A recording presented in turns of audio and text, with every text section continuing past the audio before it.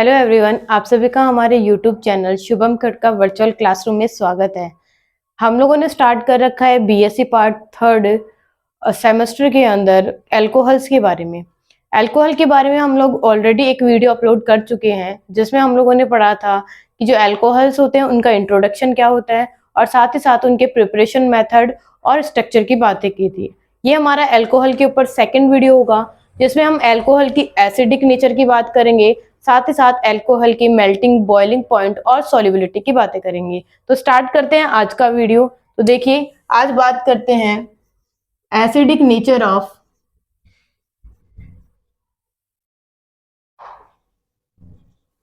Alcohol.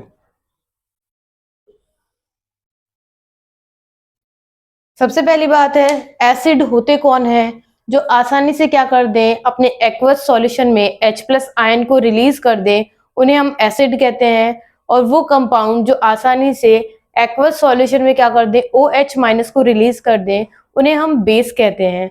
तो acid के behaviour की बात करें, यानी अल्कोहल के एसिडिक बिहेवियर की बात करें, तो ये है अल्कोहल। और इस अल्कोहल को जैसे ही हम बेस देंगे तो सबसे पहला काम होगा, यहाँ से जो H+ है वो बाहर निकलेगा, यानी यहाँ से बाहर निकलेगा H+। जैसे ही H+ बाहर निकलेगा, इस ऑक्सीजन पे कौन सा चार्ज आ जाएगा, ये नेगेटिव चार्ज आएगा। अब जैसे ही नेगेटिव चार्ज आएगा तो इसे हम क्या कहेंगे, इसे कहेंगे conjugate base.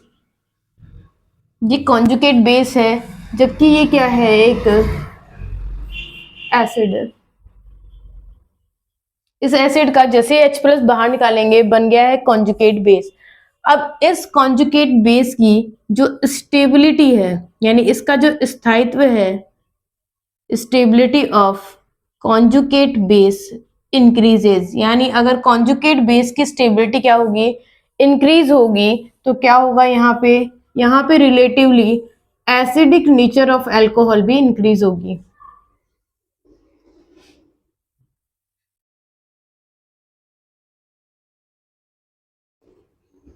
Acidic nature of alcohol increase. अब बात यह है कि जो स्टेबिलिटी है कॉन्जुगेट बेस की, कब इंक्रीज होगी और कब डिक्रीज होगी। तो देखिए, जब भी किसी कंपाउंड पे माइनस चार्ज आता है, इसका मतलब क्या है कि उसके पास इलेक्ट्रॉन ज्यादा है। तो हर कोई चाहता है स्टेबिलिटी की तरफ जाना, यानी स्टेबल होना चाहता है। तो ऐसे में हम इस कॉन्जुगेट बेस के साथ, यानी इस O- के साथ ऐसे ग्रुप को अटैच करेंगे जो इस इलेक्ट्रॉन डेंसिटी को डिक्रीज कर दें। और ये काम कौन करते हैं, तो इलेक्ट्रॉन विड्रॉइंग ग्रुप क्या करते हैं, ये काम करेंगे। यानी इलेक्ट्रॉन विड्रॉइंग ग्रुप क्या करते हैं, इस कॉन्जुगेट बेस की स्टेबिलिटी को इंक्रीज कर देते हैं, जबकि इलेक्ट्रॉन रिलीजिंग ग्रुप, यानी इलेक्ट्रॉन डोनेट करने वाले जो ग्रुप होते हैं, वो इस कॉन्जुगेट बेस की स्टेबिलिटी को डिक्रीज कर देते हैं। इसका मतलब है जो स्टेबिलिटी ऑफ कॉन्जुगेट बेस है वो डायरेक्टली प्रोपोर्शनल तो किसके है, इलेक्ट्रॉन विड्रॉइंग ग्रुप के, और इनवर्सली प्रोपोर्शनल किसके होगी, इलेक्ट्रॉन रिलीजिंग ग्रुप के होगी।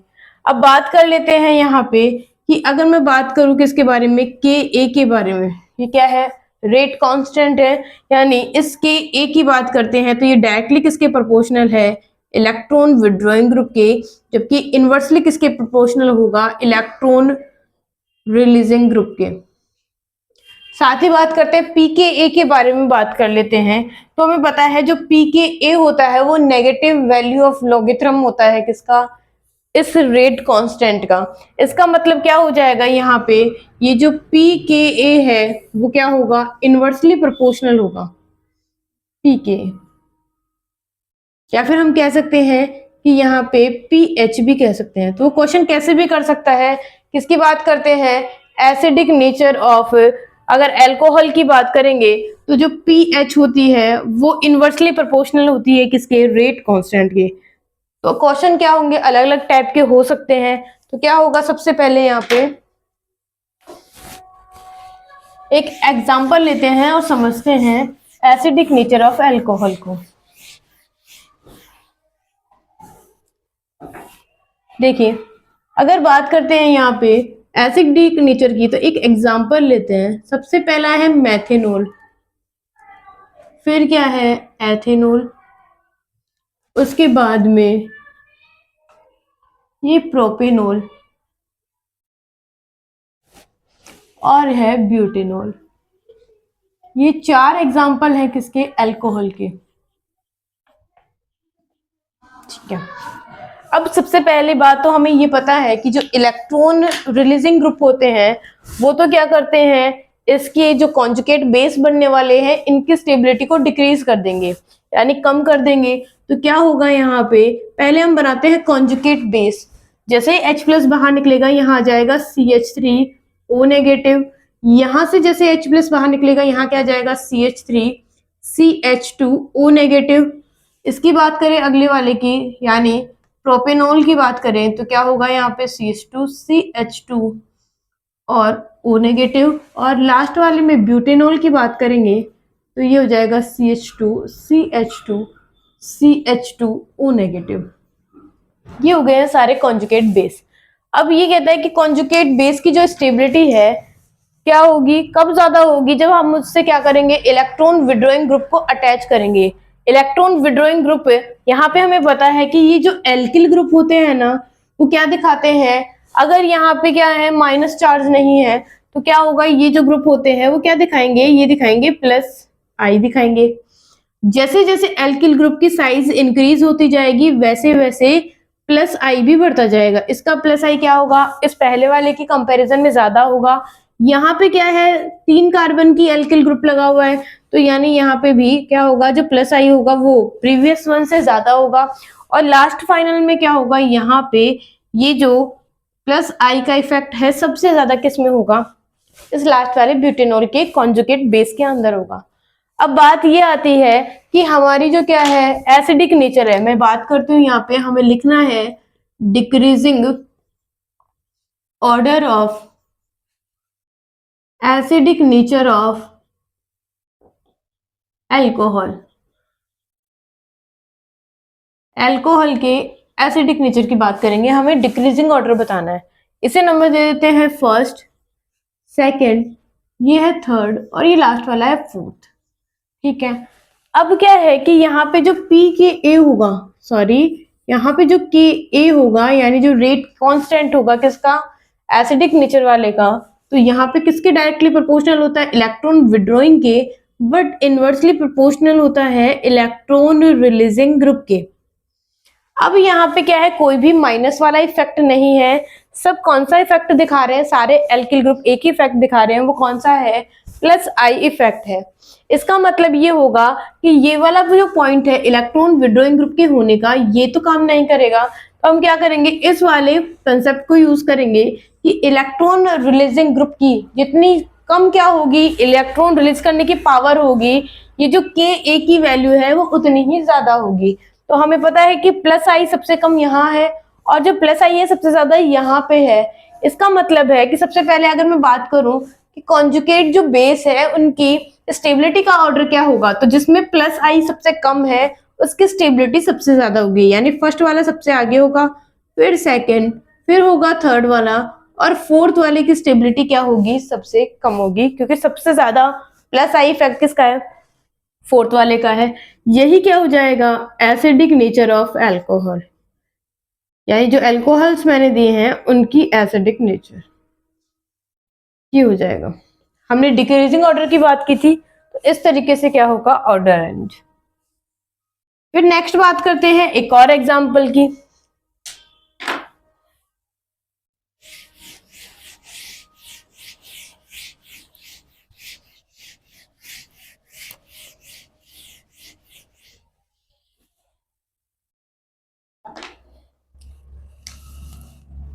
अगर अगले एग्जाम्पल की बात करें तो अब की बार हमें बताना है पीकेए ऑर्डर ऑफ अल्कोहल।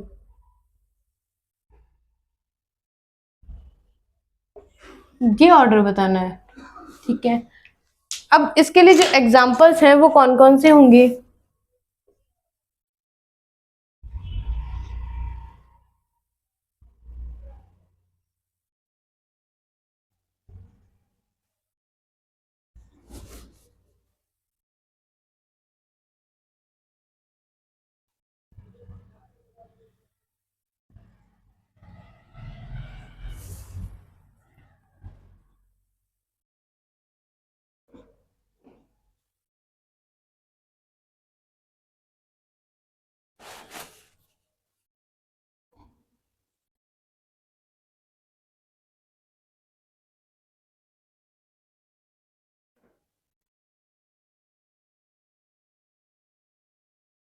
इन चारों एग्जांपल्स की बात करते हैं, नंबरिंग दे देते हैं। सबसे पहले ये है फर्स्ट नंबर, ये है सेकंड नंबर, थर्ड नंबर और ये लास्ट वाला फोर्थ नंबर। हमें बताना क्या है, पीकेए।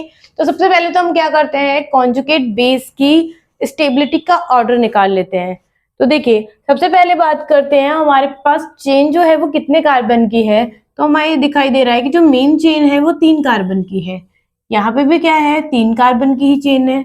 यहाँ पे भी 3 कार्बन की, और लास्ट वाला जो एग्जाम्पल है उसमें भी 3 कार्बन की। इसका मतलब है चेन की जो लेंथ है वो सेम है। फिर हम क्या चेक करेंगे, यहाँ पे जो ग्रुप लगे हुए हैं उनको। तो देखो यहाँ पे क्या लगा हुआ है, CH3 ग्रुप, सिर्फ एक ही ग्रुप लगा हुआ है।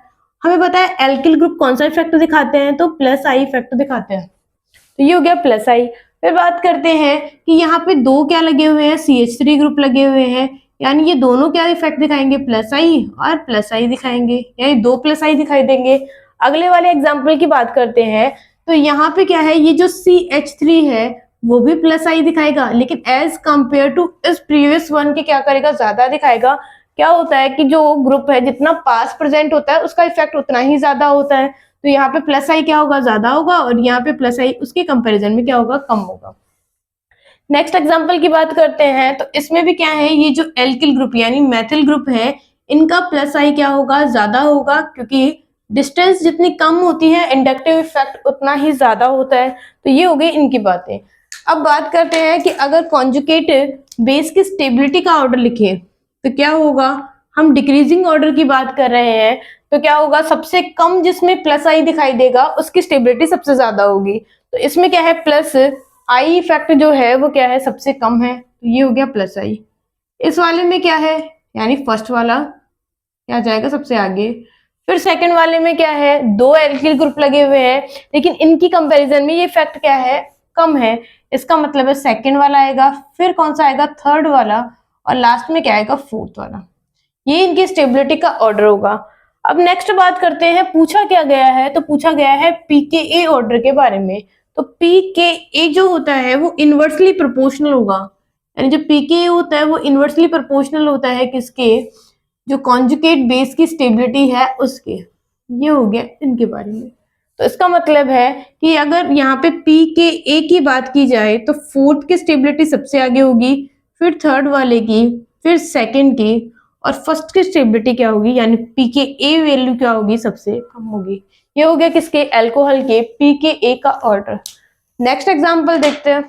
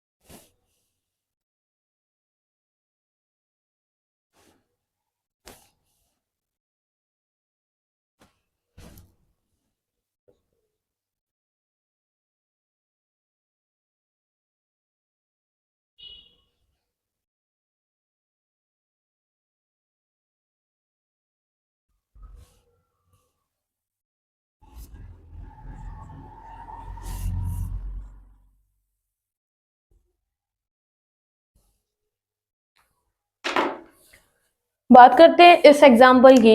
पहले नंबरिंग दे देते हैं, ये है फर्स्ट, सेकेंड एग्जाम्पल, ये है थर्ड और ये है फोर्थ। अगर इस एग्जाम्पल की बात करें तो सबसे पहले हम क्या करेंगे, किसी भी कॉन्जुगेट बेस की स्टेबिलिटी का ऑर्डर निकालेंगे।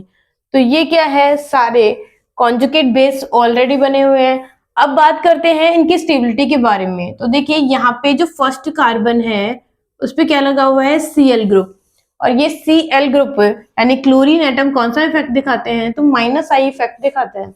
नेक्स्ट बात करते हैं कि इस फर्स्ट कार्बन पे क्या लगे हुए हैं, अब की बार 2 Cl ग्रुप लगे हुए हैं, यानी ये दोनों कौन सा इफेक्ट दिखाएंगे, माइनस आई और माइनस आई दिखाएंगे।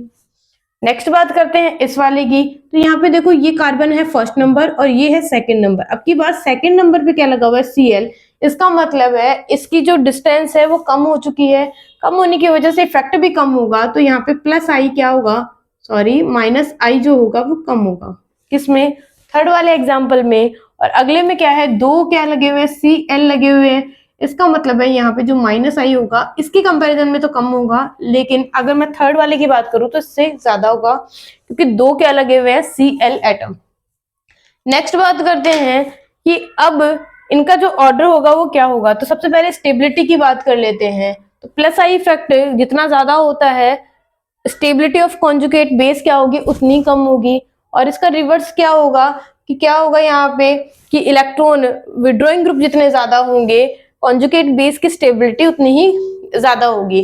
तो यहाँ पे देखो, यहाँ पे क्या लगे हुए हैं, दो प्लस माइनस आई दिखाने वाले ग्रुप, यहाँ पे भी दो माइनस आई दिखाने वाले ग्रुप है। याद रहे हमें डीएनपी को फॉलो करना है। अब ये डीएनपी क्या है, तो ये ऑलरेडी कवर करवाया जा चुका है, पर इसको थोड़ा सा समझ लेते हैं। सबसे पहले हमें देखनी होती है डिस्टेंस, यानी जो भी हमने ग्रुप लगाया है, चाहे वो इलेक्ट्रॉन विड्रॉइंग ग्रुप हो या फिर इलेक्ट्रॉन रिलीजिंग ग्रुप हो, दोनों ही ग्रुप जो है वो डिस्टेंस जितनी ज्यादा होगी, यानी जितना पास होगा, जिससे भी हम कंपेयर कर रहे हैं, उसकी क्या होगी, उसका इफेक्ट उतना ही ज्यादा होगा। तो ये हो गई डिस्टेंस की बात। फिर है नंबर। नंबर का मतलब है जितना ज्यादा नंबर, यानी संख्या जितनी ज्यादा होगी उस ग्रुप का, चाहे वो विड्रॉइंग हो चाहे वो रिलीजिंग हो, तो दोनों का इफेक्ट उतना ही ज्यादा होगा। फिर है पावर। पावर का मतलब है कि प्लस आई किसका ज्यादा है और किसका कम है।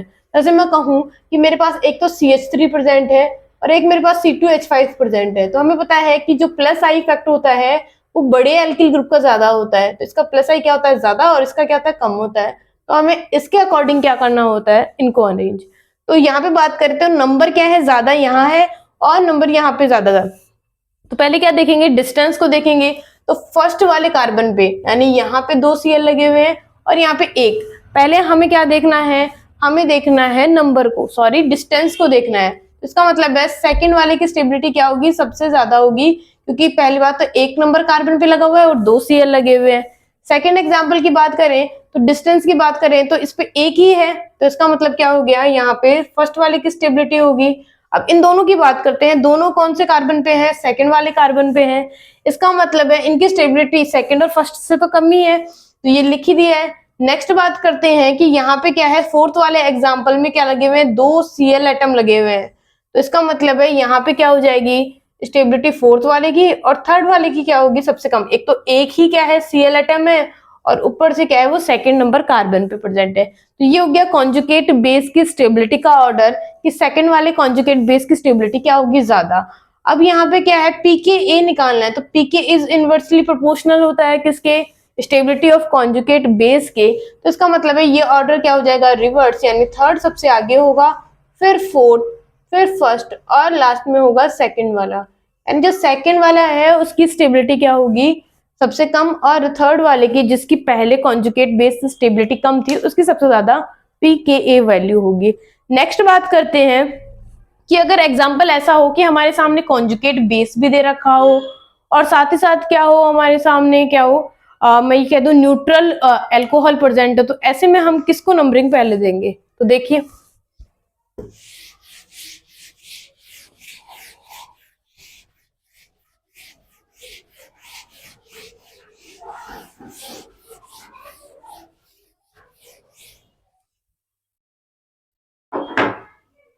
एक एग्जाम्पल लेते हैं। मेरे पास एग्जाम्पल है CH3 और CH2, और यहाँ पे OH2 पॉजिटिव है, यानी अल्कोहल पे मैंने H+ को ऐड किया है। सेकंड एग्जाम्पल है जिसमें सिंपल अल्कोहल है OH, ये है एथेनॉल, और लास्ट वाले में क्या है, कॉन्जुगेट बेस है, यानी यहाँ से हम H- जो है, सॉरी H+ से बाहर निकाल देंगे, O नेगेटिव बना लेंगे। ये तीन पॉसिबिलिटी है alcohol.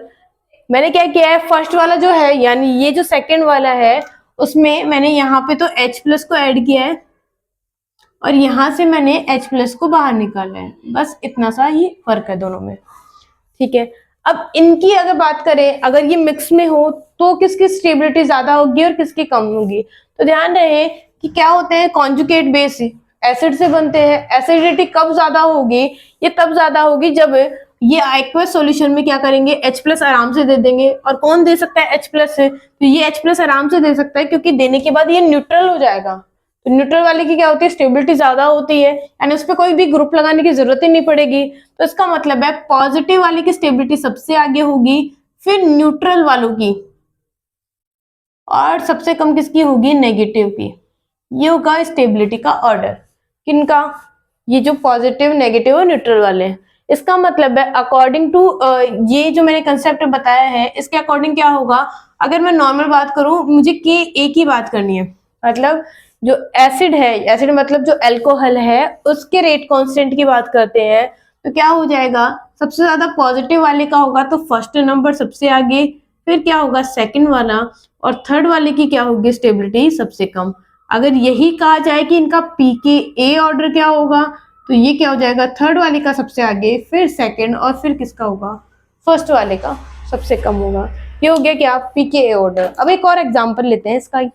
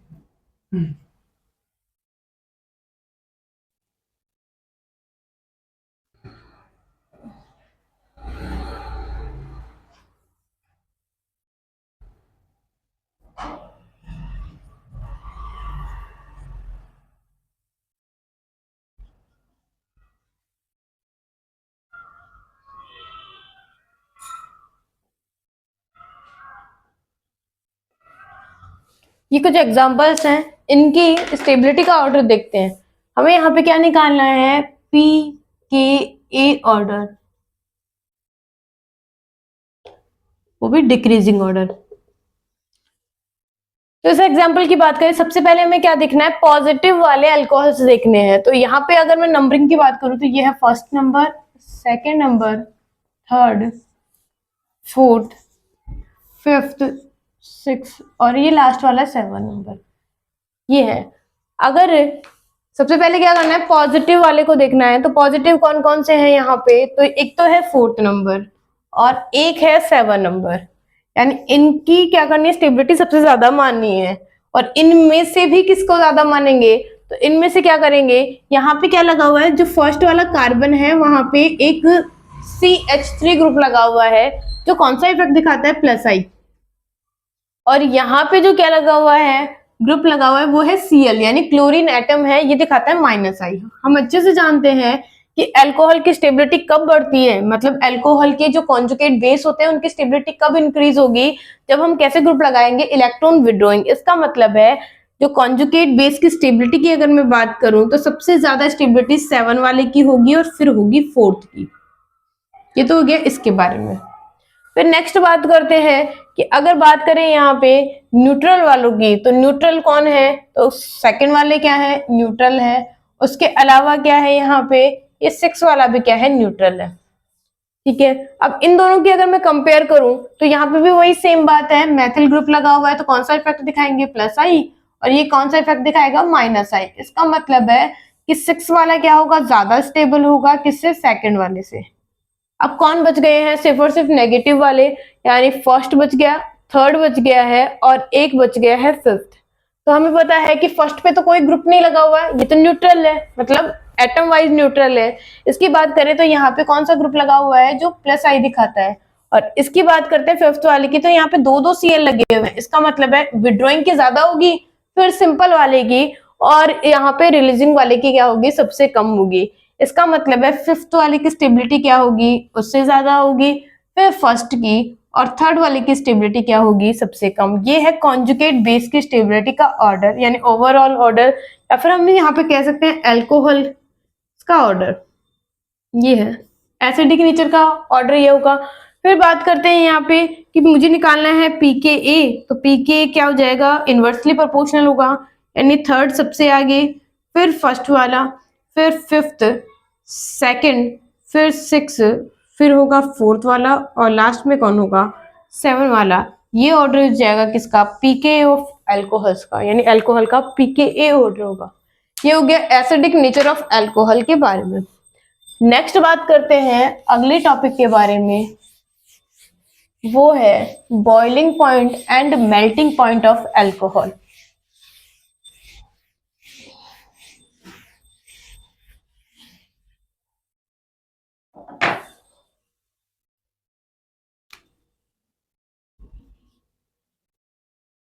Boiling point and melting point of alcohol.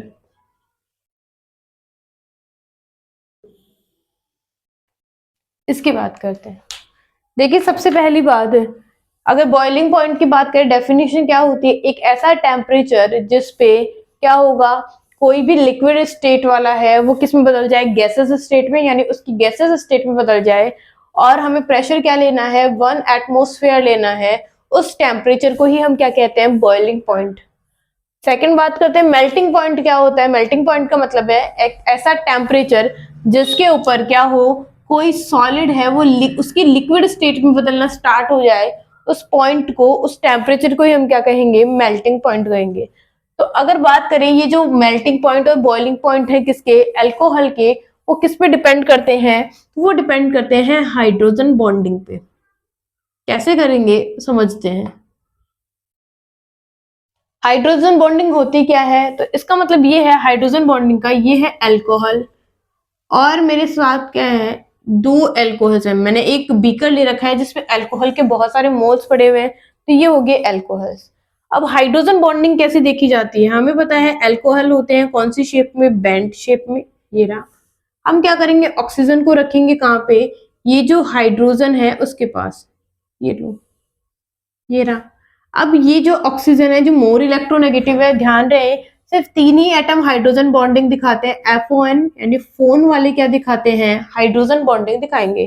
तो ये क्या होगा, ये जो ऑक्सीजन है वो क्या है, मोर इलेक्ट्रोनेगेटिव, यानी ये हाइड्रोजन बॉन्डिंग दिखाएगा किससे, ये जो दूसरे वाला जो अल्कोहल का जो मोल है उसके हाइड्रोजन से क्या दिखाएंगे, हाइड्रोजन बॉन्डिंग। ये इस तरीके से क्या दिखाएंगे, हाइड्रोजन बॉन्डिंग। अगर मैं इसी अल्कोहल को क्या कर दूं, अगर वाटर में डिसॉल्व कर दूं, तो भी क्या करते हैं, ये हाइड्रोजन बॉन्डिंग दिखाते हैं, क्योंकि हमें पता है इसके पास हाइड्रोजन भी है और क्या है, एक इलेक्ट्रोनेगेटिव एटम यानी ऑक्सीजन भी प्रेजेंट है। इसका मतलब है यहाँ पे भी हमें क्या दिखाई देगी, हाइड्रोजन बॉन्डिंग। अब जो हाइड्रोजन बॉन्डिंग होती है वो बॉन्ड को, यानी इनके बीच का जो इंट्रैक्शन होगा उसको स्ट्रॉन्ग बनाएगी। जितना ज्यादा इंट्रैक्शन होगा, हाइड्रोजन बॉन्ड क्या होगा, उतना ही ज्यादा स्ट्रॉन्ग होगा। जितना ज्यादा हाइड्रोजन बॉन्ड स्ट्रॉन्ग होगा, इनकी जो बॉइलिंग पॉइंट है और साथ ही साथ जो मेल्टिंग पॉइंट है वो इंक्रीज हो जाएंगे, बढ़ जाएंगे, क्योंकि इनको तोड़ने के लिए हमें ज्यादा टेम्परेचर की जरूरत पड़ेगी। तो इस टेम्परेचर पे, यानी इनके टेम्परेचर बढ़ने की वजह से क्या होगा, जो हाइड्रोजन बॉन्डिंग है उसको ब्रेक करना आसान हो पाएगा। तो क्या है, एक मेरे पास कोई क्या है, सपोज करो अल्कोहल है और नॉन पोलर क्या है, सॉल्वेंट है, तो ऐसे में क्या होगा, उनके बीच में जो हाइड्रोजन बॉन्डिंग है सिर्फ कैसे होगी, इंट्रामोलिक्यूलर होगी, यानी अल्कोहल ही क्या कर पाएंगे, हाइड्रोजन बॉन्डिंग कर पाएंगे। लेकिन अगर मैं एक ऐसा बीकर लूं जिसमें एक पोलर सॉल्वेंट, जैसे कि अल्कोहल प्रेजेंट है, ईथर प्रेजेंट है, या फिर कोई वाटर प्रेजेंट है, तो ऐसे में क्या होगा, ऐसे में उनके बीच में हाइड्रोजन बॉन्डिंग यानी इंटर और इंट्रा दोनों टाइप की हाइड्रोजन बॉन्डिंग क्रिएट हो जाएगी। और ये होने की वजह से क्या होगा, इनकी जो बॉइलिंग पॉइंट है और मेल्टिंग पॉइंट है वो क्या हो जाएंगे, इंक्रीज हो जाएंगे, बढ़ जाएंगे। किसकी वजह से होगा, ये हाइड्रोजन बॉन्डिंग की वजह से होगा। नेक्स्ट बात करते हैं कि जो ये हाइड्रोजन बॉन्डिंग है वो मेल्टिंग पॉइंट और बॉइलिंग पॉइंट की तो बात करते हैं, साथ ही साथ ये डिपेंड करती है कार्बन की लेंथ पे। कैसे, जैसे फॉर एग्जांपल मैं एक एग्जांपल लूं, तो हम ले लेते हैं यहाँ पे पेंटेनॉल का एग्जांपल, ये है। सेकंड वाले में क्या है, मैंने ये लिया है दूसरे नंबर पे ब्यूटेनॉल, और थर्ड नंबर पे ले लेते हैं प्रोपेनॉल, फिर ले लेते हैं एथेनॉल, और लास्ट में ले लेते हैं मैथेनॉल। ठीक है। अब हमारे पास क्या है, एक सिंपल चेन प्रेजेंट है किसकी, कार्बन्स की। अब क्या होगा, जो नंबर ऑफ कार्बन लेंथ है, यानी कार्बन के जो नंबर हैं जितने ज्यादा बढ़ेंगे, ये जो चेन है इसकी जो लेंथ है जितनी ज्यादा इंक्रीज होगी, मेल्टिंग पॉइंट और बॉइलिंग पॉइंट क्या होंगे, उतने ही कम होंगे। किसके? एल्कोहल्स के। अगर मैं ये इसकी बात करूं तो यहाँ पे जो एल्कोहल है वो 5 कार्बन का एल्कोहल है। इसका मतलब है यहाँ पे जो टेम्परेचर होगा वो सबसे ज्यादा, यानी मैं कहूँ कि जो बॉइलिंग पॉइंट है इसकी क्या होगी, सबसे ज्यादा, यानी सबसे ज्यादा बढ़ेगा यहाँ पे। ठीक है, नेक्स्ट की बात करें, यहाँ पे क्या होगा, 4 कार्बन के, पहले 5 कार्बन का था, अब अल्कोहल 4 कार्बन का है, तो यहाँ पे भी बॉइलिंग पॉइंट तो इंक्रीज होंगे ही, लेकिन जो प्रीवियस वाला है उसके कंपैरिजन में कम होंगे। नेक्स्ट वाले की बात करते हैं, तो ये कौन है, ये है प्रोपेनॉल, और यहाँ पे 3 ही कार्बन है। इसका मतलब है बॉइलिंग पॉइंट जो होगा, यानी बॉइलिंग पॉइंट होगा वो इंक्रीज होगा इस तरीके से। नेक्स्ट बात करते हैं एथेनॉल की, तो यहाँ पे जो बॉइलिंग पॉइंट है वो क्या होगा, इंक्रीज होगा, और इसमें सिर्फ क्या होगा, थोड़ा सा इंक्रीज होगा। यानी अगर मैं बॉइलिंग पॉइंट के ऑर्डर की बात करूं तो सबसे ज्यादा बॉइलिंग पॉइंट किसका होगा, जिसकी कार्बन की लेंथ जितनी ज्यादा होगी, बॉइलिंग पॉइंट क्या होगा, उतना ही ज्यादा होगा। तो यहाँ पे बात करते हैं सबसे ज्यादा बॉइलिंग पॉइंट है फर्स्ट वाले का, फिर होगा सेकेंड का, थर्ड का, और फोर्थ का, लास्ट में किसका हो जाएगा, फिफ्थ वाले, यानी मेथिलोन का जो बॉइलिंग पॉइंट होता है उनके जो रिलेटिव वाले अल्कोहल्स हैं उनसे क्या होता है, सबसे कम होगा। नेक्स्ट बात करते हैं कि अगर हमारे पास कोई स्ट्रेट कार्बन चेन ना हो के ब्रांचेस प्रेजेंट हो, यानी कोई सब्स्टिट्यूएंट लगे हो, तो अल्कोहल के बॉइलिंग पॉइंट पे क्या फर्क पड़ेगा। तो देखिए, यही एग्जांपल ले लेते हैं पेंटेनॉल का। अगर मैं इस पेंटेनॉल की क्या बनाऊं, ब्रांचेस बनाऊं, तो कैसे बनेंगी, कुछ इस तरीके से, CH3 और यहाँ पे CH2 और OH ग्रुप प्रेजेंट है, ये रही, और अगले वाले में है, इसी को देख लेते हैं, एक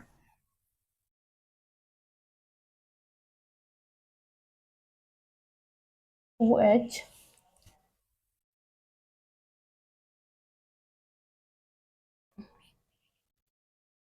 इसकी बात करते हैं। मेरे पास क्या है, 3 टाइप के अल्कोहल प्रेजेंट है। अगर इसकी बात करें तो ये एक स्ट्रेट लाइन है, यानी एक सीधा क्या है, ब्यूटेनॉल है, ब्यूटेनॉल।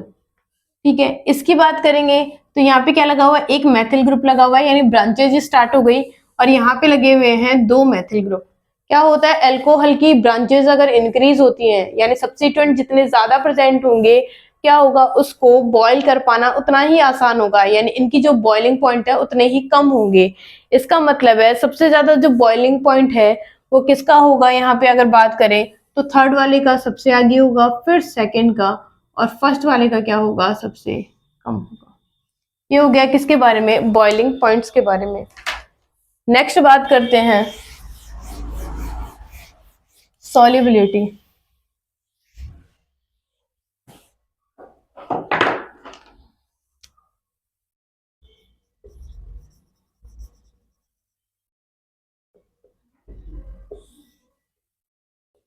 नेक्स्ट बात करते हैं सॉल्युबिलिटी, यानी विलेयता के बारे में।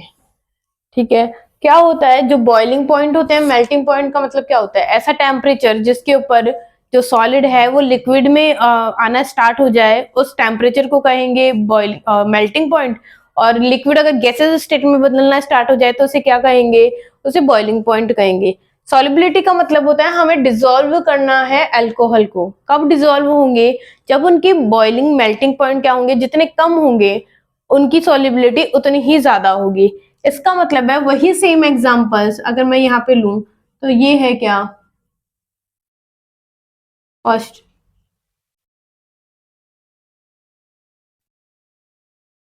सेकेंड एग्जांपल, और एक है ये मेथनॉल।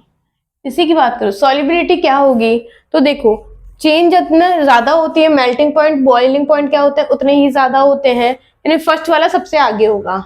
लेकिन सॉल्युबिलिटी में क्या होता है कि जो मेल्टिंग पॉइंट और बॉइलिंग पॉइंट की जो रिवर्स होगा, इनवर्सली प्रोपोर्शनल होगा, यानी जितना कम एल्किल ग्रुप होगा किसमें, स्ट्रेट लाइन में, उसकी सॉल्युबिलिटी उतनी ही ज्यादा होगी। इसका मतलब है थर्ड वाले की सॉल्युबिलिटी सबसे आगे, फिर सेकंड वाले की, और फर्स्ट वाले की क्या होगी, सॉल्युबिलिटी सबसे कम होगी।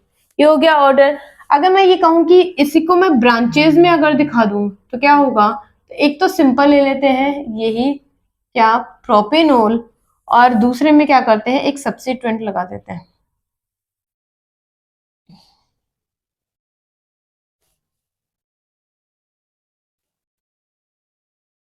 OH रखते हैं। इन दोनों की अगर मैं कंपैरिजन करूं तो किसकी सॉल्युबिलिटी ज्यादा होगी, तो देखो मेल्टिंग पॉइंट और बॉइलिंग पॉइंट में हो क्या रहा था, उसमें ये हो रहा था कि जितनी ज्यादा ब्रांचेज होंगी मेल्टिंग पॉइंट और बॉइलिंग पॉइंट उतने ही कम होंगे, ठीक है। लेकिन यहाँ पे क्या है, बिल्कुल उल्टा होगा, ब्रांचेस जितनी ज्यादा होंगी इसकी सॉल्युबिलिटी क्या होगी, उतनी ही कम होगी। तो इसका मतलब ये है कि जो फर्स्ट वाला है ना उसकी सॉल्युबिलिटी ज्यादा होती है, जबकि सेकंड वाले की सॉल्युबिलिटी क्या होगी, कम होगी। तो आज हमने पढ़ा है किसके बारे में, अल्कोहल की एसिडिक नेचर के बारे में सबसे पहले। फिर सेकंड नंबर पे पढ़ा हम लोगों ने किसके बारे में, बॉइलिंग पॉइंट और मेल्टिंग पॉइंट के बारे में। इसके अलावा हमने पढ़ा सॉल्युबिलिटी के बारे में। कुल मिला के अल्कोहल की जो एसिडिक नेचर होती है वो डिपेंड करती है इलेक्ट्रॉन विड्रॉइंग ग्रुप पे, साथ ही साथ डिस्टेंस, नंबर और पावर पे भी डिपेंड करती है। नेक्स्ट बात करते हैं कि अगर हम मेल्टिंग पॉइंट और बॉइलिंग पॉइंट की बात करेंगे तो क्या होगा, जो मेल्टिंग पॉइंट और बॉइलिंग पॉइंट होते हैं किसके, अल्कोहल्स के, कब इंक्रीज होते हैं, जब हाइड्रोजन बॉन्डिंग बढ़ती है।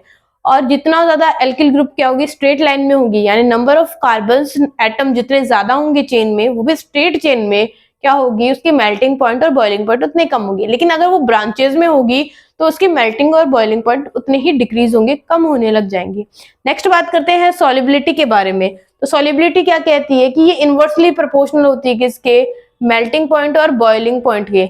मेल्टिंग पॉइंट और बॉइलिंग पॉइंट जो होते हैं वो क्या होंगे, जितने ज्यादा होंगे सॉल्युबिलिटी उतनी कम होगी, यानी स्ट्रेट लाइन में जितने ज्यादा कार्बन होंगे उसकी सॉल्युबिलिटी उतनी कम होगी, और जितने ज्यादा ब्रांचेस होंगे उसकी सॉल्युबिलिटी क्या होगी, उतनी ही ज्यादा होगी। ये हो गया किसके बारे में, फिजिकल प्रॉपर्टीज किसकी, अल्कोहल के बारे में। आई होप आपको ये वीडियो पसंद आया होगा, तो इस वीडियो को ज्यादा से ज्यादा अपने दोस्तों में शेयर करना है, इस वीडियो को लाइक करना है, साथ ही साथ हमारे इस चैनल को सब्सक्राइब करना है। धन्यवाद।